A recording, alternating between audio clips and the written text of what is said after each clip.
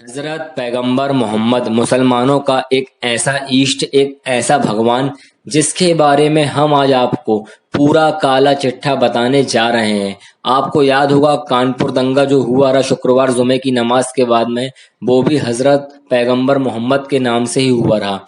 और बीजेपी की प्रखर प्रवक्ता के जो पास से बयान आया रहा, उनको जो 6 साल के लिए पार्टी से लंबित कर दिया गया है, वो भी इस बयान को लेके किया गया रहा। हालांकि उन्होंने कोई गलत नहीं बोला है। हम आप सभी को बता दें हजरत पैगंबर मोहम्मद के बारे में, ये शख्स एक नंबर का अय्याशबाज इंसान था और इस शख्स ने हमेशा ही मुस्लिम धर्म को शर्मसार किया है। हालांकि हम मुस्लिम धर्म का कोई पक्ष नहीं लेते हैं, क्योंकि ये धर्म हमेशा इसने हिंदुस्तान की नाक नीचे करी है और इसने हमेशा हिंदुस्तान में चोरी, डकैती, इसके अलावा बहुत सारे गलत काम किए हैं। हम आप सभी को बताना चाहते हैं हजरत पैगंबर मोहम्मद के बारे में। इनकी एक छोटी सी बायोग्राफी हम आपको बताते हैं जो कि सच्ची घटना पर आधारित है। हजरत पैगंबर मोहम्मद जब 5 साल की उम्र में थे तब इनके पिताजी चल बसे। हालांकि ये बचपन से ही मनहूस पैदा हुए थे। इसके बाद में जब ये 8 साल के हुए तो ये मक्का चले गए अपनी माँ के पास में। जब ये 8 से 10 साल के होने के बीच में थे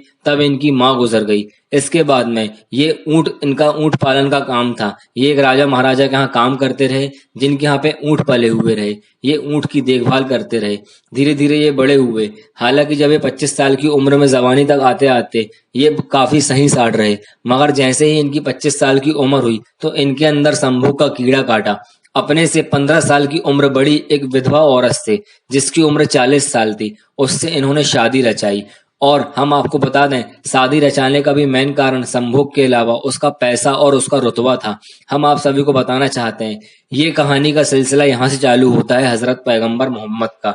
इसके बाद में जिस औरत से इन्होंने सेक्स किया उससे इनको 3 लड़के हुए। तीनों लड़कों की शादी के बाद में जो इनकी 3 बहुएं घर में आई थी, उन तीनों के साथ में इन्होंने सेक्स किया। उसके बाद में उन जो बहुओं से जो बच्चे पैदा हुए, उनके साथ बाद में 2 बच्चियां पैदा हुई। उन बच्चियों से भी इन्होंने संभोग किया। हम आप सभी को बता दें कि इनके अंदर अय्याशी और संभोग का कीड़ा बहुत पहले से पनप रहा था। उसके बाद में इनके अंदर पता नहीं कैसा हृदय परिवर्तन हुआ, ये अचानक धर्म की दुनिया में आगे निकल गए। मगर कहीं ना कहीं इनके अंदर ये गिल्टी थी कि मैं खुदा का दूत नहीं बन सकता हूँ। मगर उसके बाद भी इन्होंने कुरान मजीद और कुरान का आविष्कार किया। इन्होंने ही कुरान को लिखा था। हम आप सभी को बता दें कुरान में आज जो आप सभी को आयतें मिलती हैं और जो इनके यहाँ पे 5-5, 10-10 शादियां करने का जो चलन छाया हुआ है, हम आपको बता दें ये पूरा गाइडलाइन पैगंबर मोहम्मद की ही है।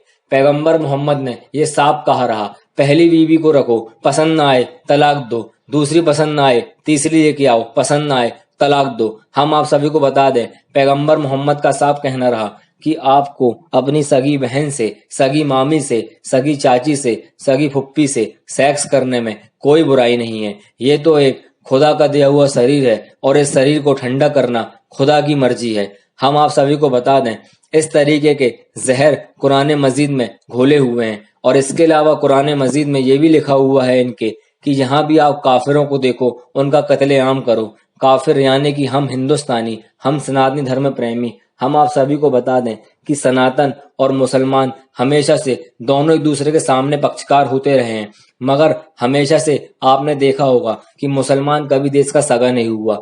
हमेशा से मुसलमानों ने देश से गद्दारी करी है। चाहे आप बाबर को देख लें, चाहे आप औरंगजेब को देख लें, चाहे आप टीपू सुल्तान को देख लें, हमेशा इन्होंने तलवार के धार पर हिंदुओं का धर्मांतरण करवाया है। वो तो हम अगर शुक्रगुजार हैं अपने देश के, हमारे सिर के ताज कहे जाने वाले वीर शिवाजी महाराज, महाराणा प्रताप, और इसके अलावा ऐसे ना जाने कितने लोगों ने कुर्बानियां दी देश को बचाने के लिए। नहीं तो आज हमारा देश, पूरा हिंदुस्तान मुसलमान होता। पूरा देश का धर्मांतरण करवा सकते रहे लोग। हम आप सभी को बता दें जब इनका धर्म परिवर्तन हुआ, जब इनका हृदय परिवर्तन हुआ पैगंबर मोहम्मद का, तो ये खुदा के रास्ते पे इन्होंने चलना चालू किया।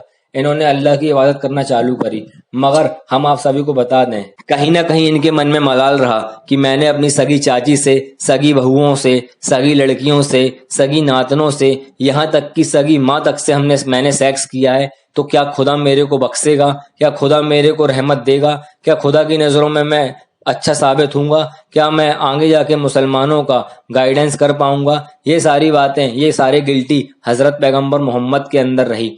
मैं नहीं जानता कि आखिर इन लोग किस किस बेस पे, किस बुनियाद पे हजरत पैगंबर मोहम्मद को अपना ईष्ट और अपना भगवान मानते हैं। हालांकि जो सच्चा मुसलमान रहता है वो कभी चरित्र चित्रण करता ही नहीं हजरत पैगंबर मोहम्मद का।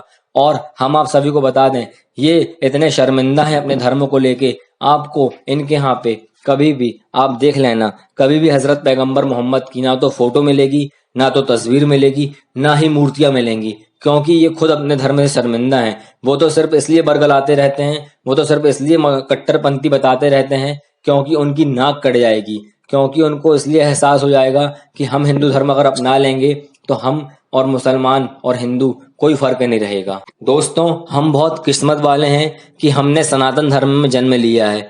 हमने हम सीना ठोक के कह सकते हैं कि हाँ, हम श्री राम के वंशज हैं। हाँ, हम श्री राम के वंशज हैं। हाँ, हम सनातन धर्म प्रेमी हैं। और तुम्हारा धर्म 1500 साल पहले से चालू होता है और हमारा धर्म की उत्पत्ति धरती के शुरुआत से ही हमारे धर्म की उत्पत्ति हुई है। हालांकि हम आप सभी को बता दें कि देश दुनिया की तमाम खबरों के साथ में मैं आप सभी का हिंदू भाई, मैं आप सभी को ऐसी जानकारी हमेशा देता रहूंगा। बने रहिएगा हमारे YouTube चैनल के साथ में, जिसका नाम है मेरा भारत, हिंदू राष्ट्र के लिए हमेशा समर्पित। जय श्री राम, जय हिंद, वंदे मातरम। हजरत पैगंबर